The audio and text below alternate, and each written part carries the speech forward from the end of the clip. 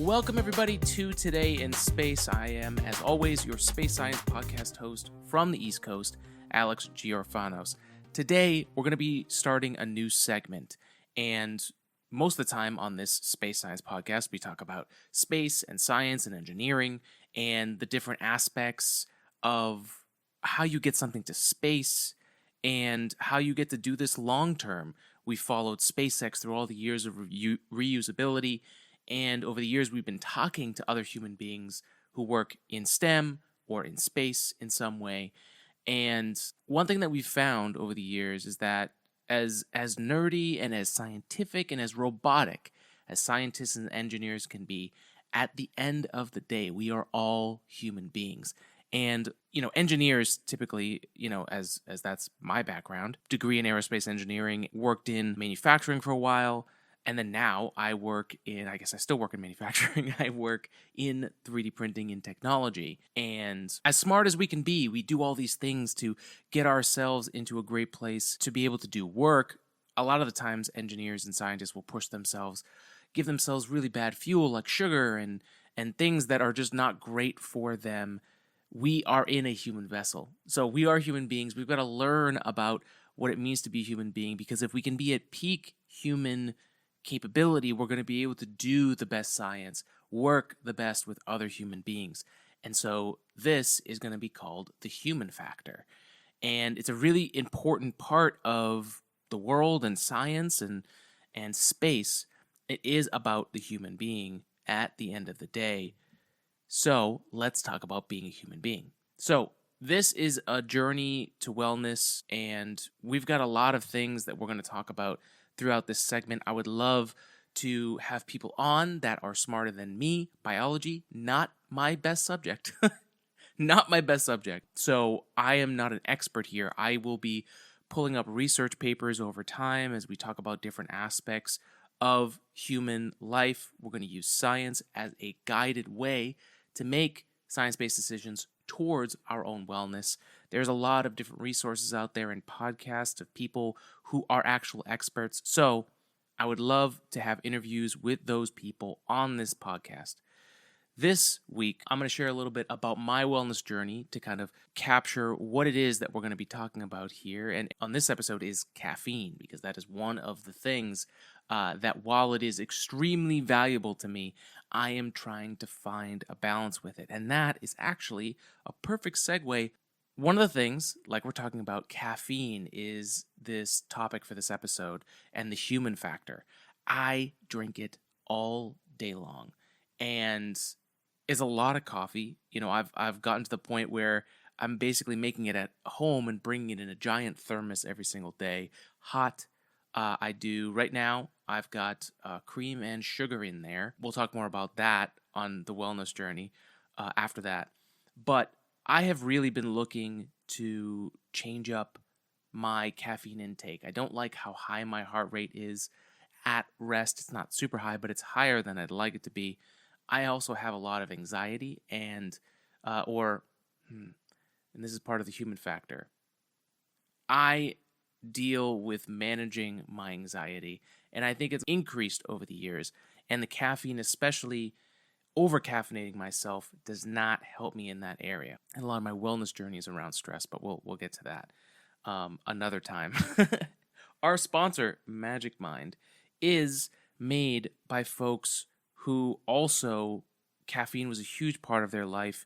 The creator of Magic Mind, James Bashara, has a story where he went to the ER, was diagnosed with a heart condition, and ended up making this blend. And this blend is filled, it's called the Productivity Shot. It's subtly sweet. It's a boost energy and focus. It's able to crush procrastination and elevate mental clarity with 12 magical ingredients. And if you want to learn more about what's in there, go to magicmind.com/science. But it's meant to either supplement your caffeine intake, like what I'm doing right now, which I'm using it in tandem with my coffee. And I found that I've already, after about just over a week of using Magic Mind, I have gone from drinking, let's see, close to like 8 cups of coffee throughout the day. And now I am down to 3 or 4, which is a huge drastic improvement. And I'm finding that later in the day, I don't need it as much thanks to Magic Mind. And one of the things that I love, and it's part of this whole creative process for this podcast, is getting into a flow state. And this is designed specifically for that. Their line is do more and stress less. So Magic Mind's productivity shot has been amazing for me. If you are looking to jump on that same bandwagon, you're looking for something for a little bit more steady energy throughout the day, if you're trying to get things done, if you're finding yourself sluggish, or you're having a struggle keeping the energy throughout the whole day, maybe you've got long days. I mean, look, I work a day job as an engineer, and I come back and work on this podcast throughout the week. We film it, we ideate every episode, we edit it, we post it online. This Magic Mind is becoming a huge part of the factor for me. So for focus, the ingredients here. For focus, there's phosphatidylstyrene, lion's mane mushroom, Bacopa monnieri, and cytocholine. Again, like I said, biology, not my top subject. For energy, there's ceremonial matcha, cordyceps mushroom, rhodiola rosea, B2, B3, and B12 vitamins. And for stress, there's ashwagandha, L-theanine, and turmeric. The amazing thing is, a lot of these things, as I've been learning about stress and the human factor of the things that I need, I have probably 4 or 5 different things that get me maybe 50% of this combination. With Magic Mind, it's in this one shot. I chill it and have it in the morning with my coffee, and it's really amazing. And you'd be worried about the flavor with the matcha, not a problem, and it stacks with every day of use. So you actually get more and more of the benefits every single day that you use it. Today in Space 20 is our code for 20% off, and the awesome thing is you can stack this. So you can actually go to magicmind.com/todayinspace, go do the subscription, and that will send it out. You'll get a discount there. Then tack on the 20% with Today in Space 20, and you're at 56% off on the full subscription. $2.76 a bottle. That's less than a coffee a day if you're buying out every day. Waiting in a drive-through, you can start your morning quick with Magic Mind. So we're very excited to have them as a sponsor. We're excited to be working with them. And I'm really shocked with how it's changed my caffeine intake. So to take you into it, I'm making about 12 to 14 cups of coffee in a carafe. I am taking whole beans and I'm crushing them up. I've even started moving towards a coffee that doesn't have mold. There's a process that allows it to be mold free, because I found that coffee was just getting very acidic, and this brand seems to be working really well for me. But again, drinking 6 to 8 cups of coffee a day and always kind of feeling dehydrated. I've been doing better with hydration, but with this Magic Mind combination, what I'm doing is having right now, because I've been on it for about a week, I'm taking about half in the morning, then I have my coffee. I'll drink that throughout the day, and then 4 o'clock, 5 o'clock, I'll actually take another one of these so that I have a boost of energy and creativity and a lack of procrastination when I get back home, when I've got to make food and get things going. So to go more on the story here of the human factor, for me, I, throughout college, was kind of known as the guy who was always sick. Like, I was always something. There was always something going on. I always had like a nasal thing. I always was out or didn't stay out as late or missed class a lot or work because I had a stomach thing and I had just a lot going on. I found out through many years and trying to find doctors that could figure out what was going on. And for a long time, I didn't figure it out. And I ended up finding out that lactose, dairy, was giving me horrible reactions. And it was very weird because I could have like a quiche one night with cheddar and it was delicious. And then the next night we'd go out and get ice cream and I would be puking all night long. I would turn like a shade of green. be in a lot of stomach pain for a while, and then just puke until I was empty. And that happened for a long time, and it was very scary. I didn't know what was going on. Luckily, me and my partner figured out a way to science the shit out of it, for a lack of, of better term.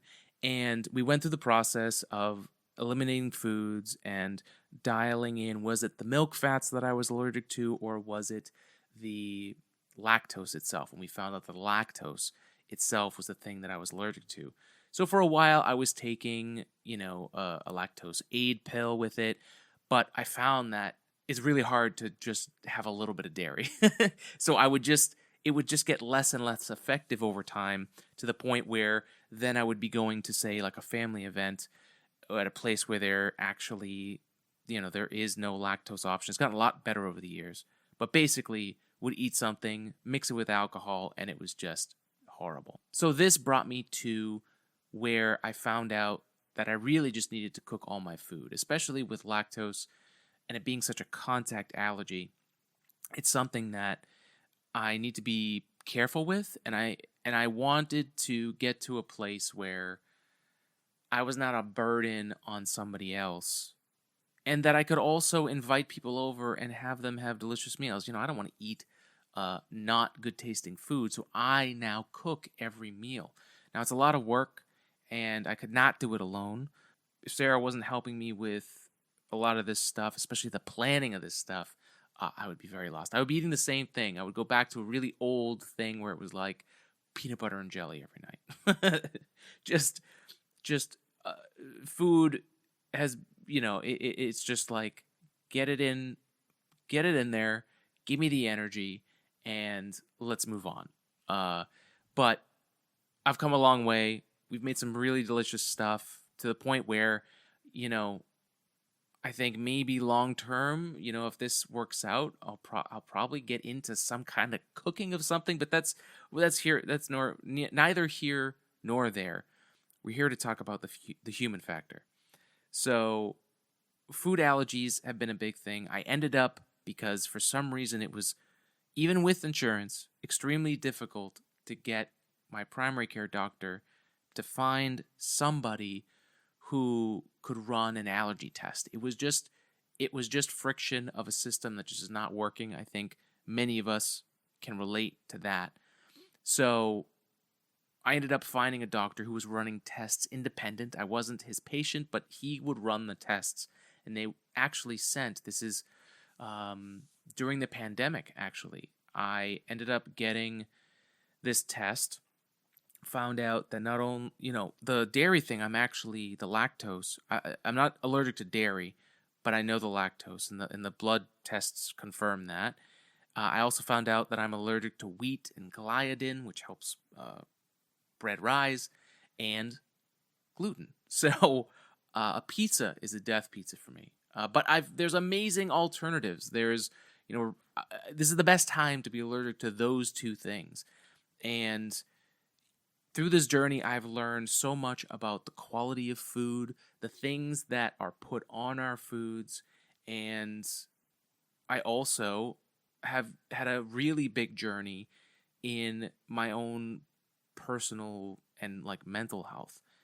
In college, being an aerospace engineer and not having typical learning style, I struggled a lot, and I was under a lot of stress at the school where I was at. It was all engineers, and I struggled a lot with insecurity around that, about being in this smart place where I did not feel smart. And I was doing very well in the space-heavy classes, the really hard stuff. I was doing, and the really interesting stuff, I was doing really well. A lot of the basic classes where I didn't understand the full reason why we were taking this class, the big why, I struggled really hard. So for me, I think I've always been this way, but I fell into some addictive, I have an addictive personality from what I can tell. I was smoking cigarettes, about a pack a day, for quite a few years, all through college. And then in the last few years of that, this is let's see, 2014 was the last time that October of 2014 was the last time I smoked a cigarette. And that was extremely difficult. I was hopelessly addicted to cigarettes. And what got me out of it was learning more about the brain and how people who are addicts, how does their brain work? How do you learn to take control over your brain? I've listened to a lot of podcasts, a lot of books surrounding stress management and meditation, which has been huge for me, and breathing techniques. So I've gone from a pack and a half a day because my addiction was so bad that I didn't want to run out of cigarettes before I went to sleep because the gas station down the street would be closed. So I needed to make sure that I had a half a pack and then bought a pack that I could open halfway through the day, and then I didn't have to get it at night. It was a lot. It was a lot. And I use a notebook for keeping track of my thoughts. I've gotten better and better at it over the years. I carry a small one with me all the time with a little pen. And at that time I was working full time, but I still hadn't graduated on time. For those that are new, I took about 7 years to graduate from my undergraduate degree. No shame in saying that. I was working full time after, my junior year at a injection molding shop, Westminster Tool. Shout out in Plainfield, Connecticut. The Coombs family, they took me in when I was this addicted, insecure aerospace engineer who was not going to graduate on time and needed to get some experience because I found in projects, in group work, working with people, I was great. By myself, I just didn't know what skills I needed to learn.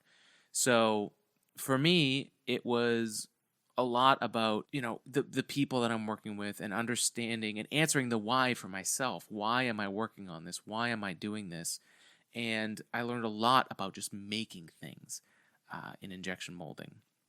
And it was around that time where I was writing in a notebook because I was an R&D engineer doing aerospace composite work. And I would write in this notebook when I just was in full addiction, depression at the time too, and I didn't even realize it. Was just hiding everything, packing it down. And I was writing in this notebook about how I couldn't stop. I had probably tried to quit multiple times, had multiple ear infections. Not good, folks. So I had a lot of antibiotics that basically killed the microbiome in my gut. And so I was in rough shape around 23, 24 years old. And I ended up having an ear infection and having to take steroids for the ear infection and antibiotics. And I couldn't smoke on it. I remember looking it up because I had to look it up so I could tell myself I didn't smoke because that's how addicted I was. I would smoke even as I was like, I had a cold and I would start to get better. I was smoking as soon as I could smoke a cigarette. So not good. Not smart decisions. Again, going back to the whole purpose of this segment, the human factor, I was so focused on not feeling insecure about my own intelligence and about this degree that I wanted in aerospace engineering, that I wasn't taking care of myself, which would have put me in a better spot to learn. And then also, as I was learning about my mind to get over my addiction, I had this beautiful opportunity where I couldn't smoke for at least 2 weeks. And I was a mess because the steroids were making me crazy. I luckily had an amazing person who was my mentor at the time, who was working at the same place, and we were doing like a training. So I was driving to Connecticut every single day. So a lot of driving, a lot of physical just atrophy of my body. 3 hours a day driving for the only job that I could find. This kid without the aerospace engineering degree. It was some special times, and I'm at this hotel staying for the week as we're doing this training, and I remember just having to talk with her about how just crazy it was. She had smoked, so she was sharing what was going on in my body and like what it was doing to me every time I smoked. And what I ended up finding was that I took that addictive energy after those 2 weeks. I took that energy and put it into something else, and that was podcasting at the time. So I'm here today, almost 10 years later, having not smoked a cigarette and don't plan on smoking a cigarette. I don't have as many of those dreams anymore where I buy a pack of cigarettes and then almost sudden I'm like, oh my God, I'm smoking a cigarette. That happens few and far between, although I'm sure because I talked about this, I may have one.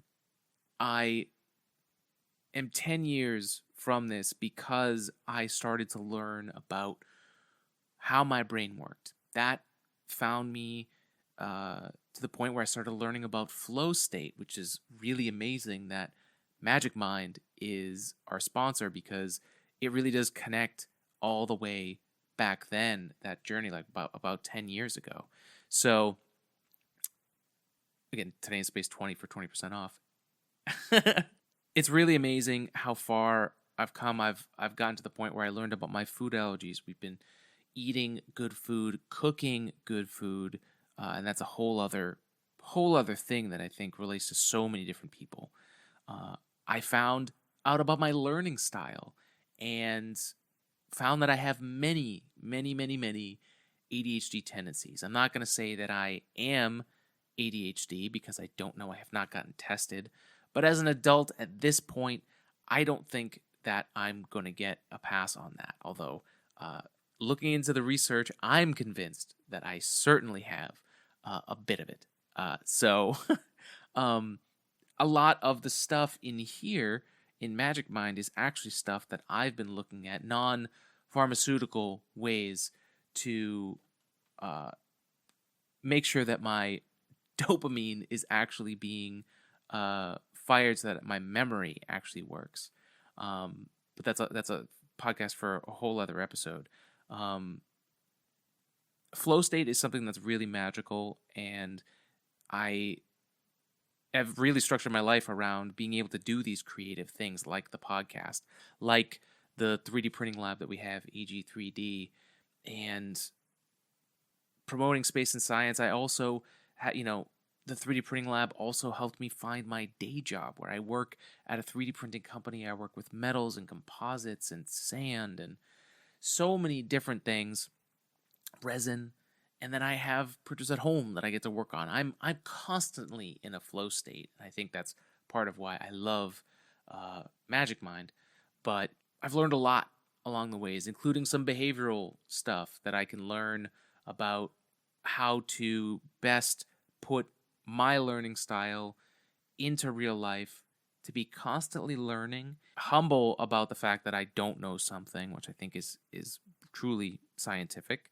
And I've also spent a lot of time working on my skills in communicating science, but also in working with people and being able to bridge the gap between, say, a super technical engineer and a straightforward salesperson who's trying to understand what the product offers and how they're going to sell it.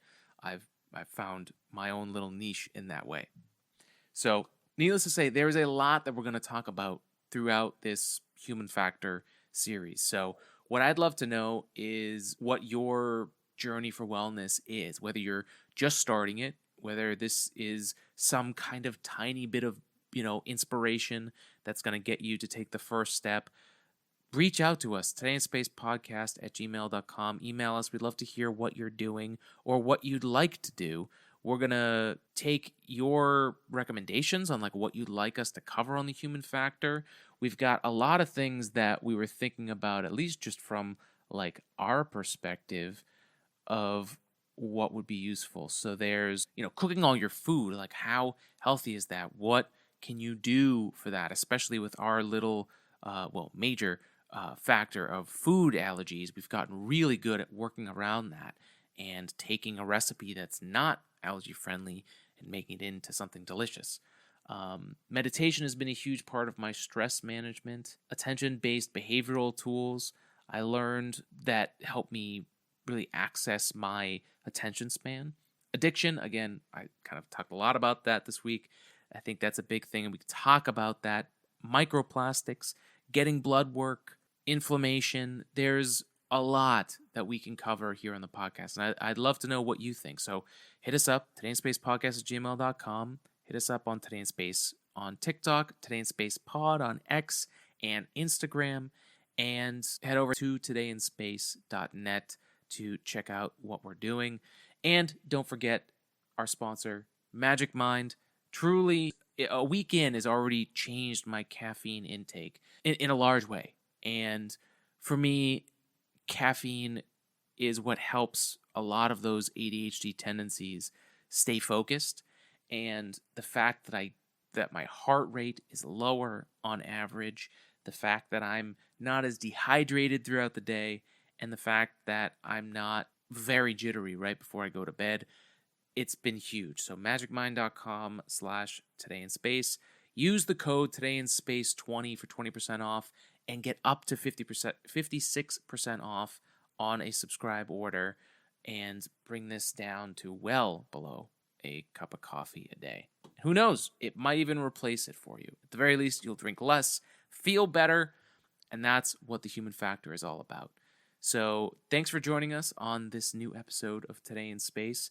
We hope you had a good time. Spread love and spread science, and we'll see you on the next episode of Today in Space. See ya.